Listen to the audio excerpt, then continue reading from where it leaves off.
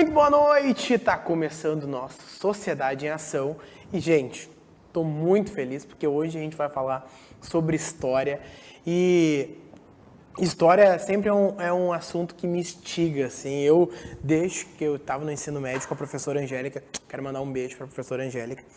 Era um assunto que eu ficava assim, era a melhor aula para mim, é a aula que eu ia bem, e geografia também eu gostava, tá? Mas história era muito legal. E a gente tá em 2024, né? O ano do bicentenário, e a gente escuta muito isso, né? O ano do bicentenário, o que as gerações futuras têm a ver com as gerações do passado.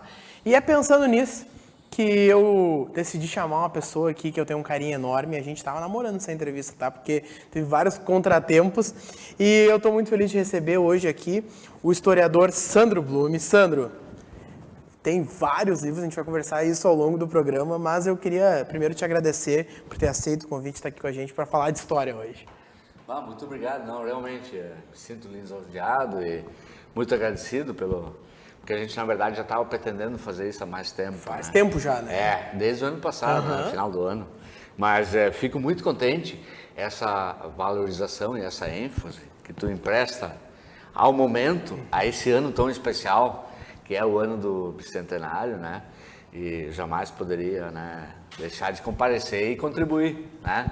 Porque é o que a gente pretende esclarecer, contar um pouco dessa história, como que a gente se insere nisso aí. Eu acho que muitas pessoas, a gurizada, se insere, mas não sabem, né? E tu sabe, Sandro, que a gente está já há bastante tempo, principalmente nós aqui de São Leopoldo, da região do Vale dos Sinos, falando sobre o bicentenário, sobre a imigração alemã, né? E quando surge esse assunto da imigração, muito se pergunta também assim, o que aconteceu lá 200 anos atrás? E esse ano o Carnaval de São Leopoldo foi muito especial, principalmente com a Império de Sol, a escola campeã do Carnaval de Porto Alegre, que desfilou aqui, ela é de São Leopoldo. E ela conta, né, que a história tem mais de 200 anos.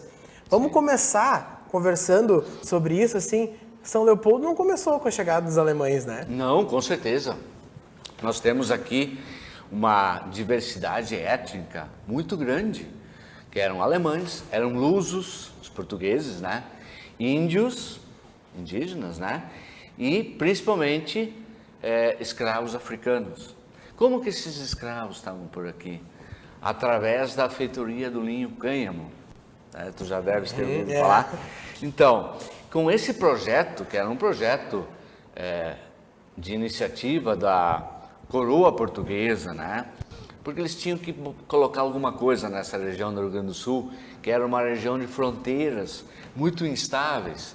Ora, a fronteira estava aqui, aí faziam algum tratado, a fronteira ia para lá, e aí já assinavam outro tratado. E aí nunca ficava, eram constantes as guerras contra esses reinos os reinos platinos, né? Contra o reino da Espanha. E as regiões ali, Argentina, Uruguai, toda hora estava se lutando. O gaúcho era muito chegado em peleia, sabe? Curtiu uma briga, né? Não, curtia uma briga, eles pagavam assim, né, para dar uma participada, né? Aí nós tínhamos o que? Rio Grande, né, que era o porto. Tinha o forte, aquele que a gente aprendeu na 4ª série, né? Jesus, Maria, José. Era o forte, era justamente para isso, para evitar a entrada de navios inimigos. E aí toda a Lagoa dos Patos iria ser patrulhada, né?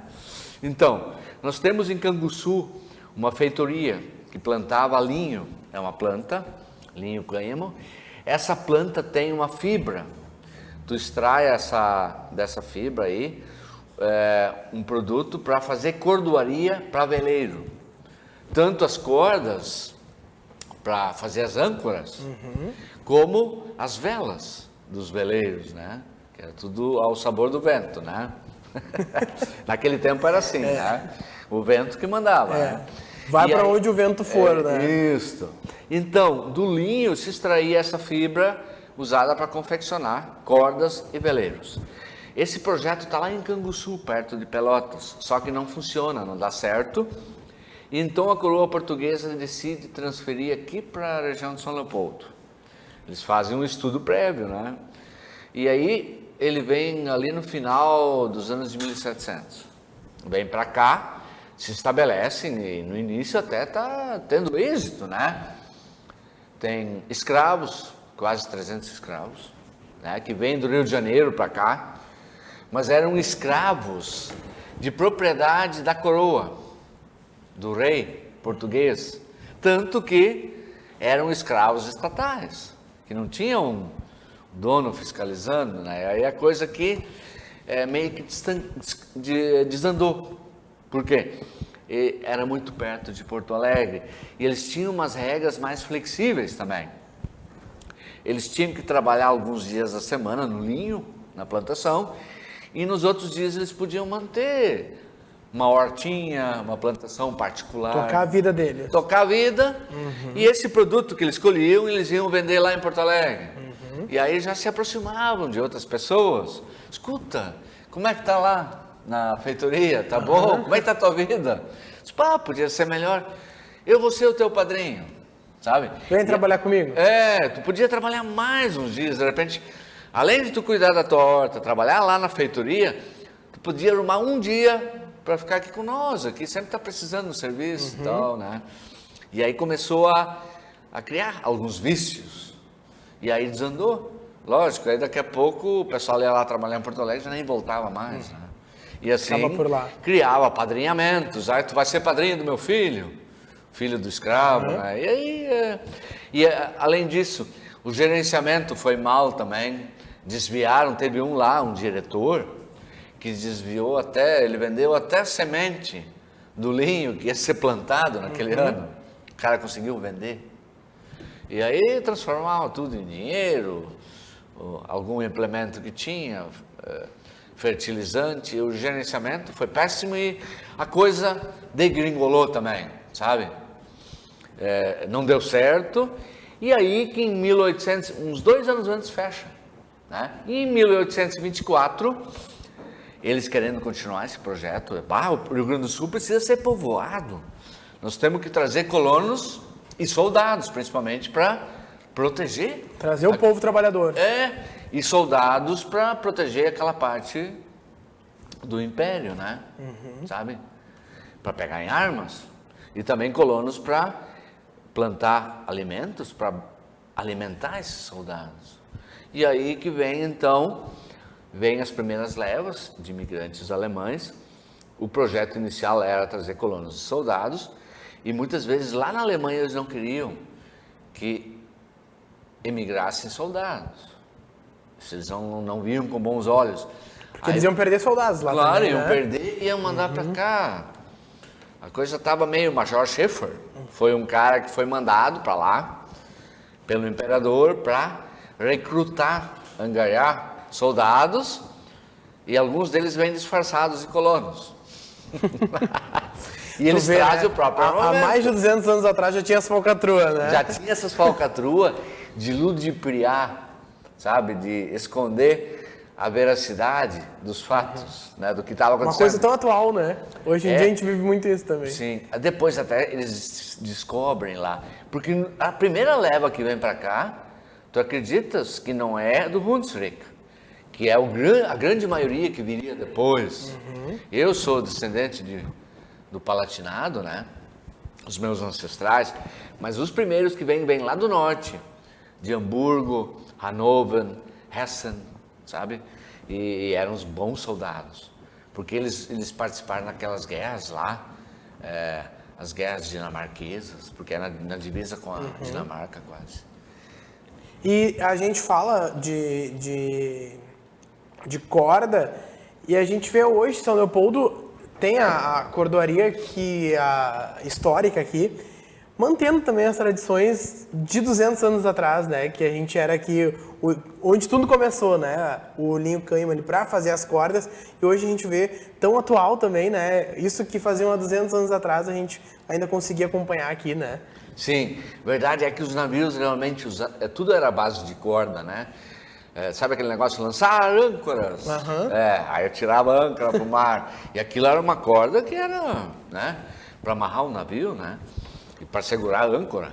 E o próprio, os mastros, sabe?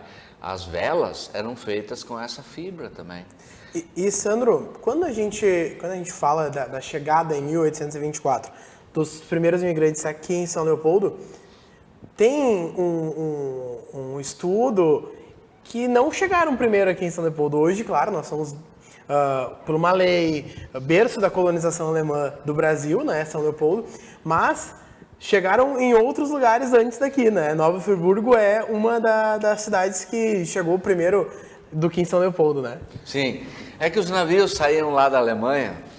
É até uma questão geográfico difícil de entender como é que chegaram primeiro aqui em São Leopoldo se tinha mais Brasil lá pra cima, né? Sim, é que primeiro os navios que chegavam, atravessavam o Atlântico, na aventura transatlântica, né? Eles chegavam no Rio de Janeiro, que era a capital do Império, sabe? Isso é praxe. Dificilmente um navio vinha direto para o Rio Grande, para o Porto de Rio Grande. Atracava no Rio de Janeiro, depois vinha para Rio Grande, de Rio Grande para Porto Alegre, via Lagoa dos Patos, e aí de Porto Alegre para São Leopoldo, né? E aí, lógico, teve algumas levas anteriores a 1824 que atracaram no Rio de Janeiro, e o imperador sabendo, né, as autoridades brasileiras sabendo que tinha chegado um navio de imigrantes, são soldados, que bacana, estão precisando. Traz pra cá. Traz pra cá, eles vão ficar aqui, vão fazer uma proposta, e aí já ficavam por lá mesmo, e que eram para ter vindo pra cá. E muitas vezes, é uma coisa bem louca que acontecia lá na Alemanha também, porque a Alemanha ainda não existia como Alemanha. A gente tem que imaginar um monte de estados independentes, né? Tinha até a Liga Hanseática, que era Hamburgo, Hessen, Hannover, eram várias cidades autônomas. Só em 1871 que a Alemanha o Bismarck pega todos aqueles territórios e costura um país, né? Junta, unifica. Antes disso, os coitados dos colonos estavam lá no porto de Hannover, uns 2, 3 meses já. Aí alguém gritava, tá saindo navio para América. Ia correndo. Ia correndo, não, esse é o meu. Tá, mas a América para eles era tudo. Estados Unidos, Brasil, Argentina. Nem sabiam o que estavam fazendo. Não, onde é que nós estamos indo? Eu quero ir para o Brasil. Não, vem para os Estados Unidos, que lá é bom também. Aí disse, então vamos lá. Era mais ou menos assim, uma coisa bem louca, né? Para eles, assim, eles eram ludibriados, achando que estavam indo para os Estados Unidos, ou achando que estavam indo ao encontro dos parentes em São Leopoldo, quando na verdade estavam indo lá para Nova York. E eles não tinham noção disso também na época, né? Não tinham. Dificuldades da língua, eles eram assim, eles tinham muita vontade de agarrar a oportunidade de se lançar ao mar. E aí muitas vezes não ficavam cuidando e não mas Nova York é legal, então vamos lá. Eu acho que tem uma diferença muito grande entre Brasil e Estados Unidos. Mas para eles ali, coitados, né? Já estavam ali passando fome. Muita penúria, muita fome, muita miséria. E muitas vezes eles tinham que atravessar a Alemanha inteira para chegar lá no norte, nos portos. Porque tu não podia, tu tinha que fazer semanas de viagem. Por exemplo, se estava no sul da Alemanha, tinha que ir lá para Hannover, ou para Bremen, ou para Hamburgo, para de lá sair o navio.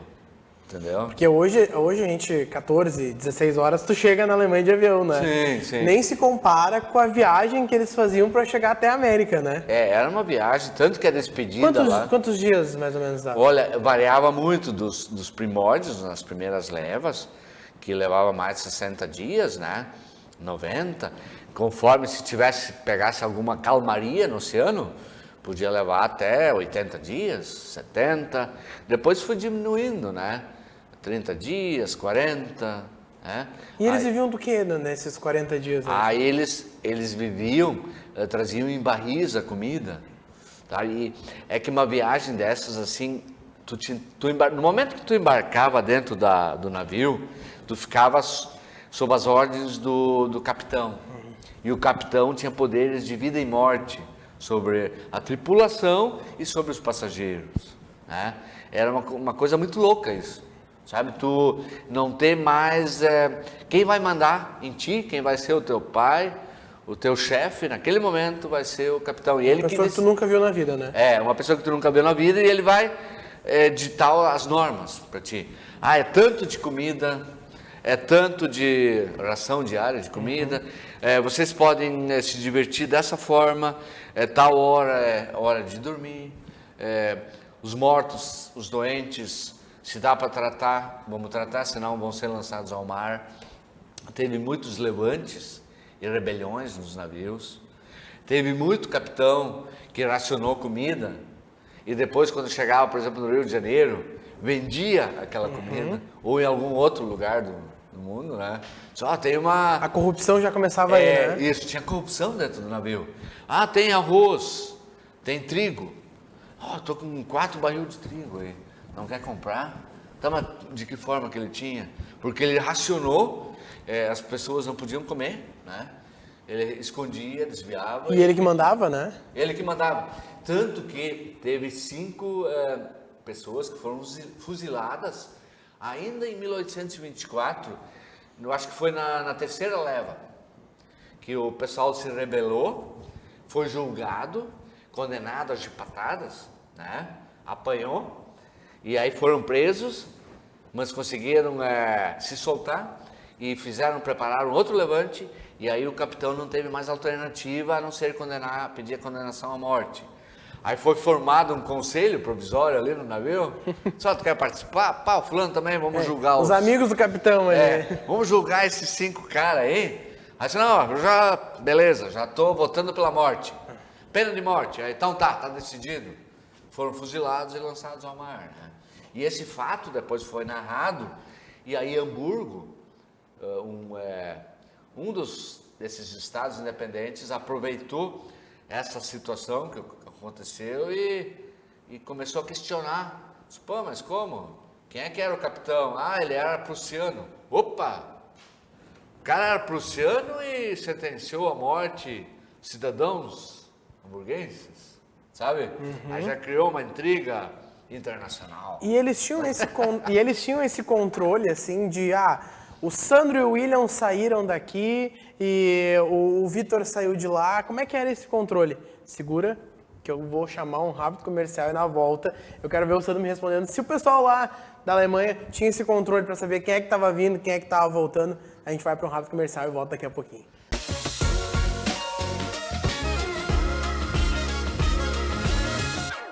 O SEMAI é muito mais do que você vê. O trabalho está por toda a cidade para levar água potável à sua casa. Possui estações de tratamento de esgoto, reservatórios, estação de tratamento de água e centrais de atendimento ao usuário, além de laboratórios que funcionam diariamente, casas de bomba de água e muito mais.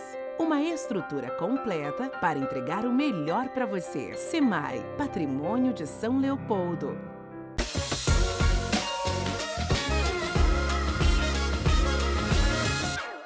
Estamos de volta com o nosso Sociedade em Ação e eu quero mandar um abraço pro pessoal do SEMAI, nosso patrocinador aí, SEMAI, 50 anos, um patrimônio da cidade. Cuide da água como a gente cuida com muito carinho. Mandar um abraço para todo mundo lá do SEMAI.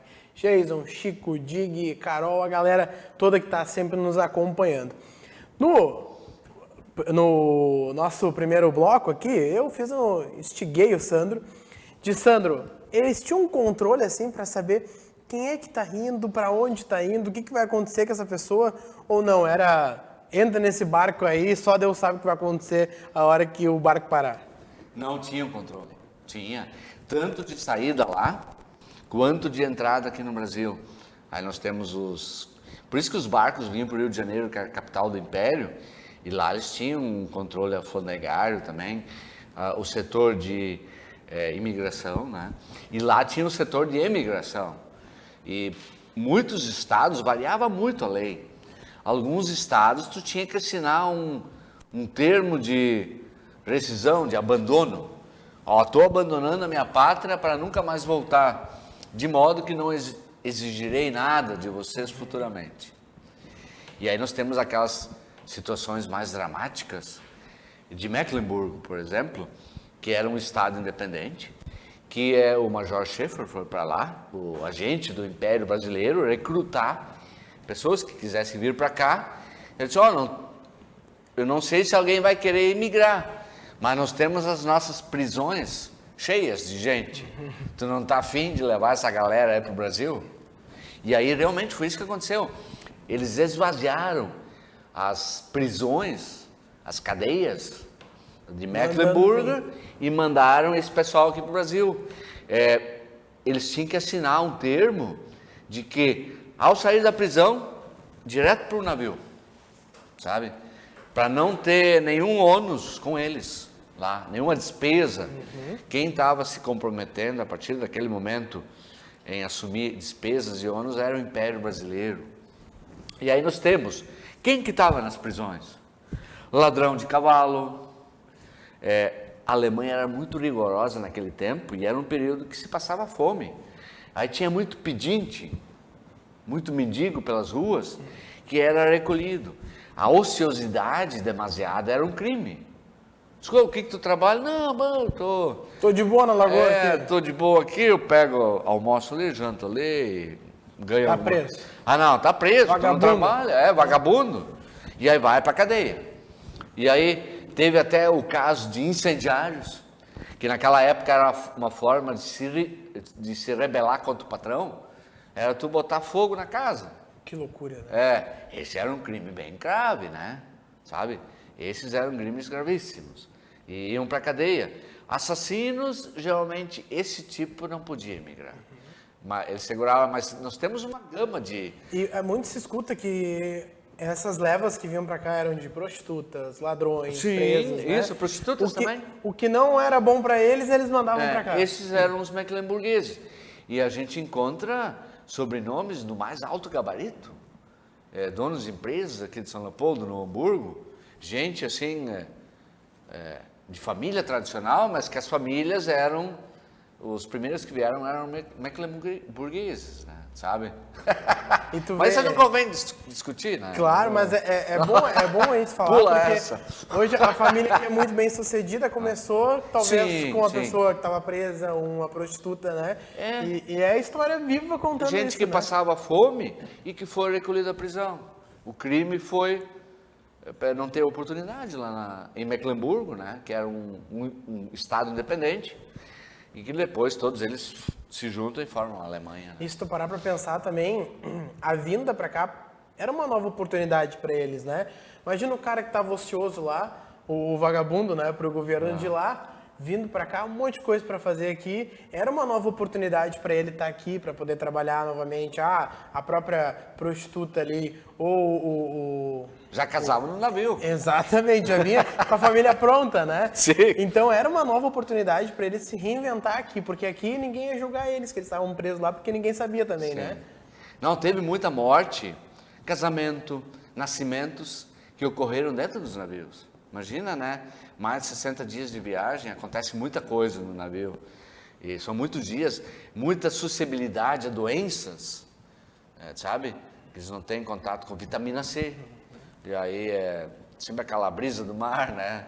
Se bem que a gente gosta, né? Mas em demasia. Mas não tanto também, né? 80 dias com a brisa. Isso, sim.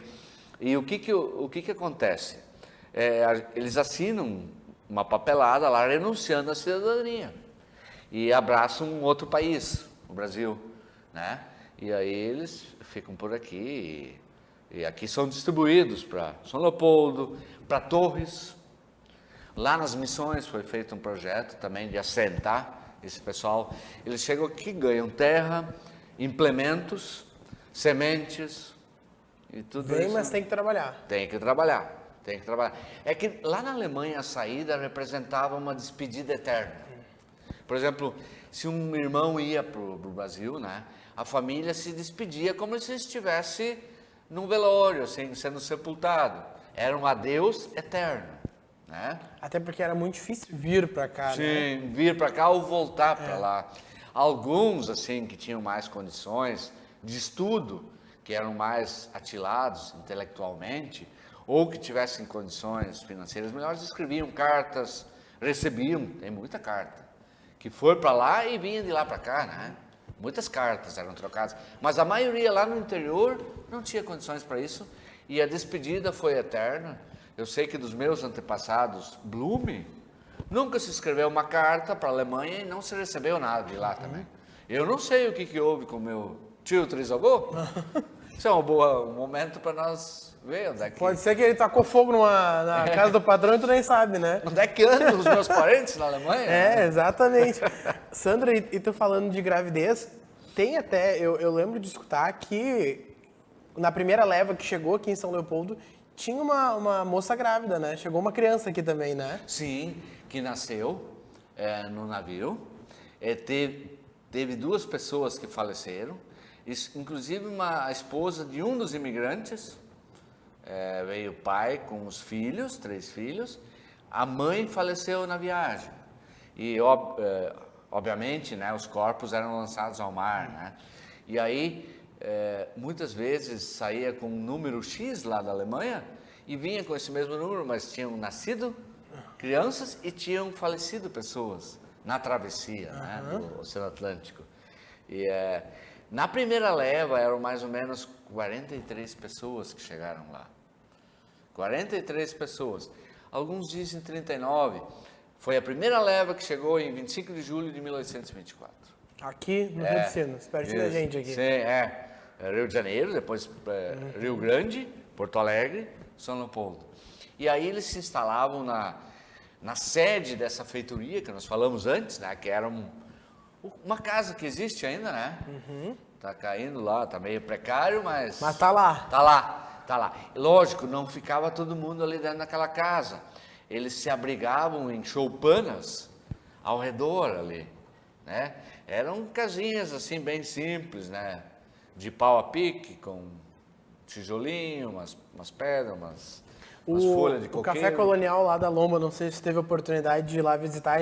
Sim. Ele construiu, né, uma réplica. Uma réplica de como é que eram essas casas, né? Sim.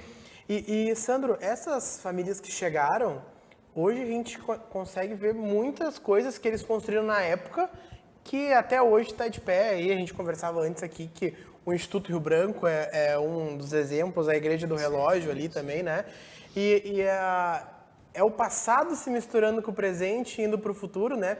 Hoje a gente vê o Instituto Rio Branco ali, uma escola particular aqui de São Leopoldo, que é referência não só no Vale dos Sinos, mas no Rio Grande do Sul inteiro, que é fruto desses imigrantes que chegaram lá em 1824, né? Sim, é fruto do trabalho deles, da obstinação, da valorização que eles davam para a educação. Aí nós temos também, ali na frente da rodoviária, né, o antigo Colégio Conceição, né, depois se tornou Colégio dos Jesuítas, né, o Anchetano, né, e depois os outros seminários, todos foram construídos. E nós temos iniciativas em Porto Alegre também. A própria Este também, né? Para Este. É tanta coisa. Mas, inicialmente, eram choupanas. Depois eram casebres de madeira, nas picadas, no interior. E aí, depois, quando tiveram uma condição melhor, aí sim, aí se construía uma casa em chaimel, sabe? Que era uma mistura com aquelas vigas de madeira, né? De uma madeira nobre, que tinha bastante por aqui, com tijolos, com barro, e aí assentava as telhas de barro também, de argila, né? E aí faziam geralmente um mutirão entre os vizinhos, e aí quando colocavam as cumieiras, que são aquelas telhas lá do alto, a cumieira, né? Aí fazia uma festa também. Mas, de fato, a gente tem muita iniciativa, isso tudo faz parte da obstinação. A própria igreja, ali a Igreja Conceição, sabe, que é uma das igrejas mais antigas que tem por aqui, o Instituto Rio Branco, são muitas iniciativas. Depois nós temos as congregações de padres, de irmãos e de irmãs, as congregações religiosas que vêm da Alemanha. Porque depois que a Alemanha se forma, em 1871, com Bismarck, ele não gosta muito dessas congregações. Ele acha que eles estão tomando conta de muita coisa. Vocês estão dando muita coisa para a igreja. Dá um pouco para nós aqui. O Estado, né, se fortalece. E aí ele vê com maus olhos aquelas irmãs cuidando do hospital, da escola. Diz, não, vai para o Brasil. E aí muitas vêm aqui para a América, né? Porque aqui é uma terra que está prosperando, é uma população, um povo que trabalha, valoriza a educação, saúde, está precisando iniciativas na área da saúde e da educação. E aí essas congregações, Irmãs de Santa Catarina, né, é um exemplo disso. Várias, as Irmãs do Imaculado Coração de Maria, Carmelitas, tem várias congregações, Bernardinas.